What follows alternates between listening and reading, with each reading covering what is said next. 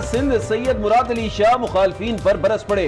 कहा इस्तीफे का मुतालबा करने वालों को कहीं खुद मुस्ताफी होना ना पड़ जाए। पीटीआई ने खुद विफाक में मांग तांग कर हुकूमत बनाई।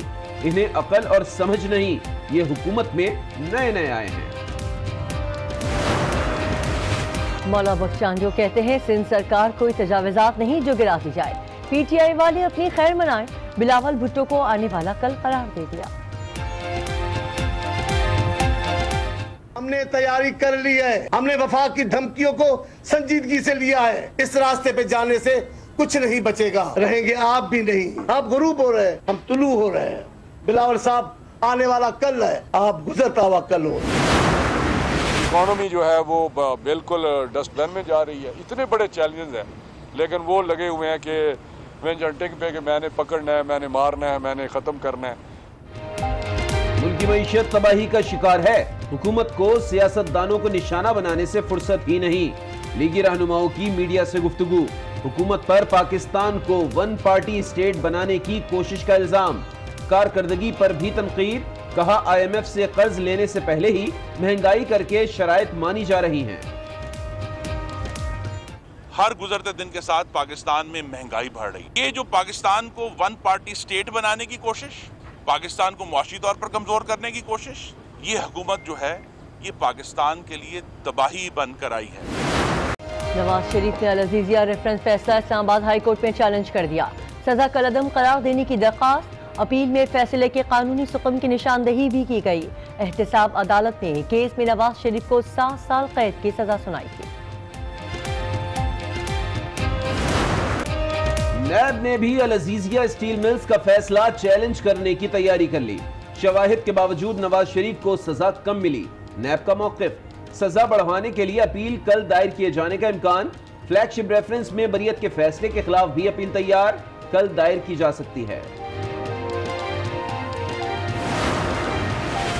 वज़ीर-ए-आज़म ने नए साल के अहदाफ बता दिए। गुर्बत, बेरोजगारी, नाइंसाफी और बदउनवानी के खिलाफ जिहाद करेंगे। नया साल मुल्क में सुनहरी दौर की शुरुआत है। ट्विटर पर पैगाम, कल काबीना का इजलास होगा। ECL में शामिल अफराद के नाम समेत 20 नुकाती एजेंडे पर गौर होगा।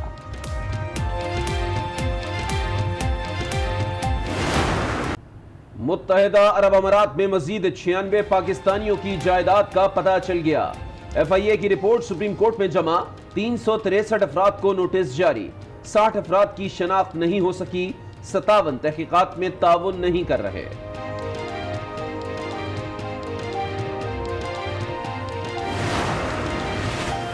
चीन पाकिस्तान को $2 अरब कर्ज देगा। बरतानवी अखबार का दावा। लिखा है पाकिस्तानी रुपए के कदर में मजीद कमी रोकने के लिए ग्रांट दी जा रही है। पाकिस्तान के ज़र मुबादला के ज़खायर भी मुस्तहकम होंगे।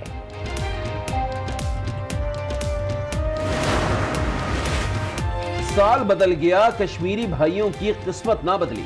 भारतीय दहशतगर्दी जारी। कपवाड़ा में काबिज फौज की फायरिंग, 2 अफराद शहीद।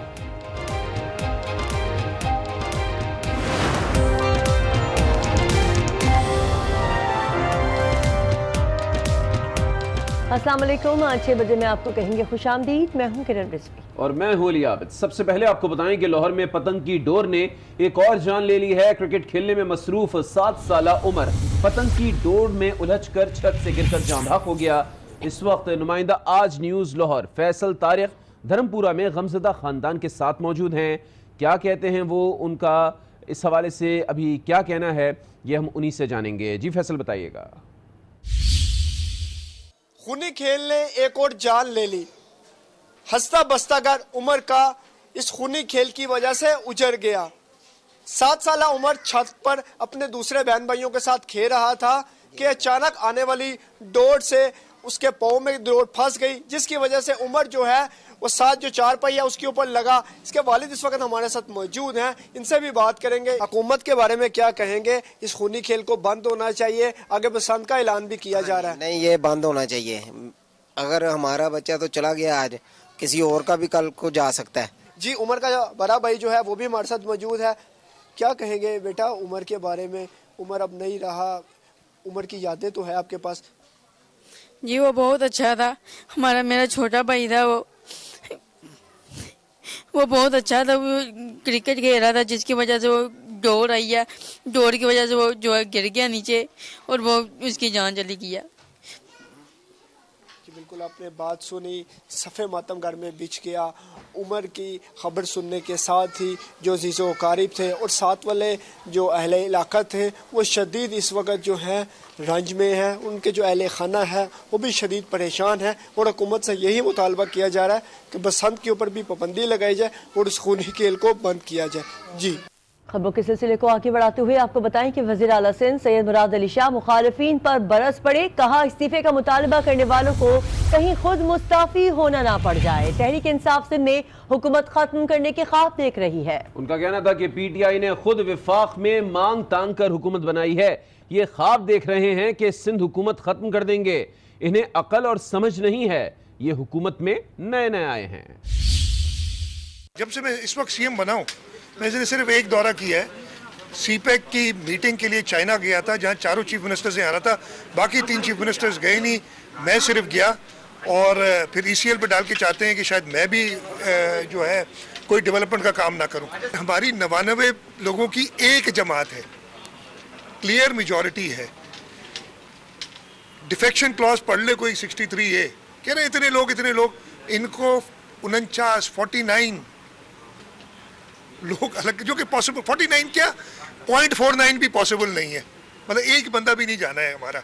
अपना देखें, जहाँ उनके पास टोटल 172 चाहिए होते नेशनल असेंबली में, PTI के अपने कितने, मांगे तांगे की हुकूमत जो हम कहते हैं वो बनाई हुई है।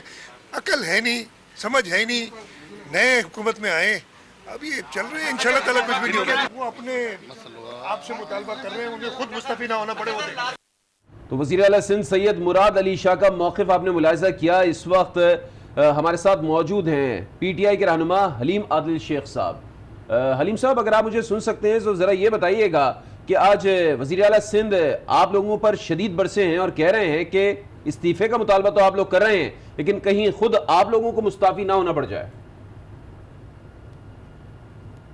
हलीम आदिल शेख से हमारा राब्ता मुनक़ता हो गया। कोशिश करेंगे हमारा राब्ता हो ताकि उनका मौक़िफ़ ले सकें। वज़ीर आला सिंध आज मुखालिफिन पर खूब बरसे हैं। उन्होंने कहा है कि इस्तीफ़े का मुतालबा करने वालों को कहीं खुद मुस्ताफ़ी ना होना पड़ जाए। हलीम आदिल शेख साहब हमारे साथ मौजूद है। हलीम साहब, बहुत शुक्रिया, आपने आज TV के लिए वक्त निकाला। वज़ीर आला सिंध सैयद मुराद अली शाह आज बहुत बरसे हैं। उन्होंने कहा है कि इस्तीफ़े का मुतालबा करने वालों को कहीं खुद ही मुस्ताफ़ी ना होना पड़ जाए, तो क्या कहेंगे आप?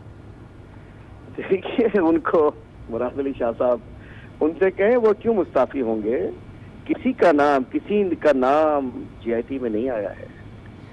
किसी के नाम, चूंकि हम तो देख रहे हैं, किसी ने अपने हल्के वालों से जुल्म नहीं किया है कि अपने हल्कों को पानी तक ना दिया हो। किसी ने जुल्म नहीं किया कि पूरे सिंध में अस्पतालों में दवाइयां नहीं है, पूरे सिंध में लोग गटर का पानी पी रहे हैं, घर में बच्चे मर रहे हैं, 650 से ज्यादा बच्चे इस साल मर चुके हैं। किसी और ने ऐसा नहीं किया। और मुराद अली शाह साहब ने दादू शुगर मिल सस्ती बेची है, ठट्टा शुगर मिल में करप्शन की है। बात यह है कि क्यों और कोई मुस्ताफी होगा, ऐसी बात नहीं है। बात यह है कि हम GIT को डिस्कस नहीं करते, GIT में क्या है क्या नहीं है उस रिपोर्ट में, लेकिन जो हम देख रहे हैं सर, GIT को तो मानते ही नहीं ना। GIT को तो कहते हैं वो तो झूठ का पलंदा है। उसको ना माने, लेकिन हम ये तो मानते हैं। आपको पता है पिछले समय में होकर आए कि इनके सिंध के अस्पतालों में दवाइयां नहीं, लाड़काना के अस्पताल में वेंटिलेटर नहीं है, बच्चे मर जाते हैं। कल परसों जो बच्चा जिसने कोरोना से मरा, लम्स की कॉलोनी में रहता था, लम्स में अगर ICU होता, लम्स में वेंटिलेटर होता, लम्स में उसका इलाज होता, लम्स में बीच इमरजेंसी होती तो बच्चा ना मरता। इसकी वजह से हम कहते हैं कि मुराद अली शाह तो हुकूमत में है ना पीपल्स पार्टी, अवाम ने वोट दिया, पीपल्स पार्टी की इस वक्त हुकूमत है। इन हाउस तब्दीली की आप लोग बात कर रहे हैं, पीपल्स पार्टी मुराद अली शाह को हटाने पर तैयार नहीं है, तो फिर किस तरीके से हो जाएंगे?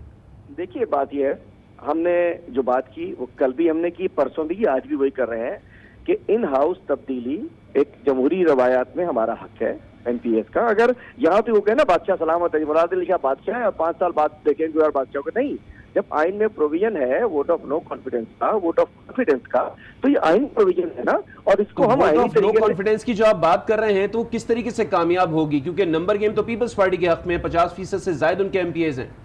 अरे मैं आपको क्या बताऊं, एक बड़ी तादाद में पीपल्स पार्टी डिवाइडेड है 3 उनके अंदर। एक है इनके जाले, एक है इनके बेनिफिशियरी जिन्होंने माल कमाया है, जिन्होंने मिनिस्ट्रियां ली हैं, जिन्होंने ठेके लिए हैं, जिन्होंने करप्शन किया, वो इनके बेनिफिशियरी। एक वो है जो इफेक्टिव जो है टिकट पे जीत गए, लेकिन वो बेचारे उसके कहते हैं ना 12वें खिलाड़ी, वो जो है ना 12वें 13वें 14वें 15वें खिलाड़ी जिनको कुछ नहीं मिला, वो कहते हैं कि हम खामखा गंदे धंधे में गंदे हो रहे हैं, वो हमसे राब्ते करते हैं। लाजिम बात है। अच्छा, यानी कुछ लोग पीपल्स पार्टी के आप लोगों से राब्ता कर रहे हैं? जी जी, खुद राब्ता कर रहे हैं, हमारे दोस्त हैं, असेंबली में बैठते हैं। कुछ नंबर्स बताएंगे कितने लोग हैं जिन्होंने राब्ता किया? देखिए जी, 22 के करीब लोगों का एक वो इकट्ठे हुए हैं, उसको आप फार्म नहीं कहते, बैकवर्ड ब्लॉक कहते हैं, कुछ भी कहते हैं, लेकिन एक ब्लॉक है जो लोग चाहते हैं कि हमें इनसे इजाजत वो दिलाई जाए, मतलब जान छुड़वाया जाए। लेकिन हम लाजी बात है, कोई गैर आईनी, कोई गैर जमहूरी, कोई गैर अखलाकी हम तरीका इस्तेमाल नहीं करना चाहते। लेकिन जब हमें जरूरत समझ में आई, हम कोई भी अगर हमारा आईनी हमारे पास जो हक होगा, हम वो इख्तियार करने का हक रखते हैं। अब कब रखना है ये हम डिसाइड करना है। हलीम साहब, वो आईनी हक कौन सा होगा? जैसे कि आपने फ्लोर क्रॉसिंग की बात की कि पीपल्स पार्टी के कुछ लोग फ्लोर क्रॉसिंग करना चाहते हैं, तो आईनी तौर पर तो ये मुमकिन नहीं है, तो फिर किस तरीके से होगा? देखिए, मैंने आपसे अर्ज किया, आइन में अगर फ्लोर क्रॉसिंग अलग होती है, वोट ऑफ नो कॉन्फिडेंस अलग होता है। अगर किसी को एतमाद नहीं रहा, वजीर आला सिंध अपना एतमाद अक्सरियत खो जाते हैं, तो आप बताएं कि फिर उन्हें एतमाद का वोट लेना पड़ेगा, और वो अक्सरियत खो जाते हैं तो अल्टीमेटली हमें राइट है कि हम कुछ बात करें। और ये सिचुएशन आप फकत मुराद अली शाह साहब को हटाना चाहते हैं या फिर पीटीआई की हुकूमत लाना चाहते हैं? देखिए जी, अल्टीमेटली इस वक्त तो हमारा फर्स्ट ट्रेंड जो है कि मुराद अली शाह साहब को इस्तीफा देना चाहिए, क्योंकि सिंध के अंदर बच्चे मर रहे हैं, सिंध में हेल्थ तबाह हो चुकी है, सिंध की एजुकेशन तबाह हो चुकी है, शहर कराची में गटर उबल रहे हैं, पानी नहीं है, कचरा नहीं उठ रहा है, पूरा सिंध गटरिस्तान बन चुका है। इस सूरत हाल में मुराद अली शाह साहब को इस्तीफा दे देना चाहिए। मैं जीआईटी रिपोर्ट का जिक्र नहीं कर रहा कि पकड़ा ना जाऊं कि जी। लेकिन हलीम साहब, माजी में तो पीटीआई का मौक़िफ़ ये रहा है कि मुराद अली शाह साहब गो के सीएम सिंध जरूर होते हैं, उससे पहले कायम अली शाह साहब सीएम सिंध जरूर थे, लेकिन ताकत का असल मरकज कोई और होता है। वो असल मरकज तो फारिग होने ही वाला है ना, तो सबको पता है, वो तो रोशता दीवार है। असल मरकज तो वो तो पता ही है सबको कि असल मरकज की तो फरागत हो रही है ना, उसमें हम क्या करेंगे? जो जाते वाले तो हम क्या करें, वो तो फारिग हो रहा है, नजर आ रहा है सब। अच्छा, अब ये भी बता दीजिएगा, फिर जाहिर सी बात है जीडीए आपके साथ, पीटीआई ठीक है एक बड़ी पार्टी है सिंध में, दूसरी जो है वो कसीर तादाद में एमपीएस रखती है, एमक्यूएम के भी जाहिर सी बात है नंबर गेम्स में एमक्यूएम भी बेइंतहा अहम रोल अदा करेगी, तो उस सिलसिले में कोई बात हुई है एमक्यूएम से? देखिए जी, हमारे इत्तेहादी हैं, जीडीए एमक्यूएम मरकज में हमारे इत्तेहादी हैं, हमारे गवर्नमेंट के कमिश्नर्स हैं, और सिंध में जॉइंट अपोजिशन के मेंबर्स हैं। तो हम एक घर की तरह हैं, हमारे रवाबित मौजूद हैं। लेकिन देखिए, हर चीज का कोई अगर हंडिया पकड़ी होती है, ये अलग अलग टाइम होता है। घी कब डालना है, नमक डालना है, मिर्चें कब डालनी है, बघार कब देना है, आलू कब डालना है, गोश्त कब डालना है, तो हर चीज का एक हंडिया जब पक रही है तो उसमें हर चीज का टाइम है ना। सब चीज को हमने कोई गड़बड़ घोटाला तो नहीं बनाना है। तो हर चीज अल्हम्दुलिल्लाह आईनी, कानूनी, जमहूरी तरीके से हमारा हक है। और मैं समझता हूँ कि पीपल्स पार्टी ने जो सिंध का हशर कर दिया है, इनको सिंध से हटाना हम समझ सकते हैं वक्त की जरूरत है। ठीक है, पीटीआई के रहनुमा हलीमा दिल शेख हमसे गुफ्तगू कर रहे थे और कह रहे थे कि अदम एतमाद की तहरीक लाना पीटीआई का आईनी और कानूनी हक है। अभी आपको बताएं कि मुस्लिम लीग नून का कहना है कि मईशत तबाही का शिकार है और हुकूमत को सियासतदानों को निशाना बनाने से फुर्सत नहीं। मुल्क को वन पार्टी स्टेट बनाने की कोशिश जारी है। उनका कहना था कि केस में कुछ नहीं था, नवाज शरीफ की पगड़ी क्यों उछाली गई। जेआईटी रिपोर्ट के अफशा की जिम्मेदारी भी वजीर आजम पर आयद होती है। खुर्रम दस्तगीर और राना तनवीर ने मीडिया से गुफ्तगू में सिक्योरिटी की सूरत हाल पर भी तशवीश का इजहार किया और कहा कि एसपी ताहिर दावड़ को इस्लामाबाद से अगवा और कत्ल कर दिया गया। तहकीकाती रिपोर्ट को सामने आना चाहिए। उन्होंने कहा कि नैब हिरासत में मुल्जिमान को तिब्बी सहूलियात फराहम नहीं की जाती। हर गुजरते दिन के साथ पाकिस्तान में महंगाई बढ़ रही है। ये जो पाकिस्तान को वन पार्टी स्टेट बनाने की कोशिश, पाकिस्तान को मुआशी तौर पर कमजोर करने की कोशिश, ये हुकूमत जो है ये पाकिस्तान के लिए तबाही बनकर आई है। अगर जेआईटी की रिपोर्ट एफआईए से लीक हुई है सियासी मकासद के लिए, तो फिर उसकी जिम्मेदारी भी वज़ीर आज़म को उठानी पड़ेगी। जिसके जो भी सियासी मुज़मरात हों और कानूनी तौर पर वो जो भी उसके ऊपर अमल होगा, लेकिन उसका लीक होना एक इंतजामी नाकामी है। दर्जनों तकारीर फरमाई असगर खान केस के बारे में, फिर उनके मातहत इदारे ने किस तरह ये कह दिया, या उनकी मर्जी के बगैर कहा गया तब भी वो जवाब दें, और अगर उनकी मर्जी से कहा गया तब भी जवाब दें कि असगर खान केस में शवाहिद नहीं थे, और अगर शवाहिद नहीं थे तो फिर 24 साल पगड़ियां क्यों उछाली गई और उछालने वालों में आज के वज़ीर आज़म सरे फहरिस्त थे। ये 2019 में उल्टे पैरों दाखिल होना चाहते हैं। इनका मुंह माजी की तरफ है कि लिहाजा माजी के लोगों को नहीं छोड़ेंगे। चाहे ये कि वज़ीर दाखिला वो ताहिर दावड़ के कातिल तलाश करते उनका जोर इस पर है कि शहबाज शरीफ का इलाज बर वक्त नहीं होने देना हमने। डॉलर जो है वो ऊपर से ऊपर जा रहा है, जीडीपी जो है वो डिक्लाइन कर रही है, स्टॉक एक्सचेंज जो है वो आप देखेंगे 37,000 पे पहुंच गया है, इकोनॉमी जो है वो बिल्कुल डस्टबिन में जा रही है। इतने बड़े चैलेंजेस हैं, लेकिन वो लगे हुए हैं कि वेंच हंटिंग पे कि मैंने पकड़ना है, मैंने मारना है, मैंने ख़त्म करना है। शहबाज साहब की आपने देखा कि जब से वो कस्टडी में है, उनको कुछ अगर कोई सेहत का मसला हो तो उनको उस तरह ट्रीट नहीं किया जाता जिस तरह किया जाना चाहिए। मेडिकल बोर्ड बना, बड़े हमारे जोर देने के बाद तो उसकी रिपोर्ट भी 14 दिन बाद प्रोवाइड की गई। आपकी कस्टडी में भी पहले भी 2-3 डेथ हो चुकी हैं, जो मैं समझता हूं कि केयरलेसनेस की वजह से कि उनको टाइमली कोई उनको मेडिकल एड नहीं दी गई, उनको सपोर्ट नहीं मिली। तो ये चीज़ें सारी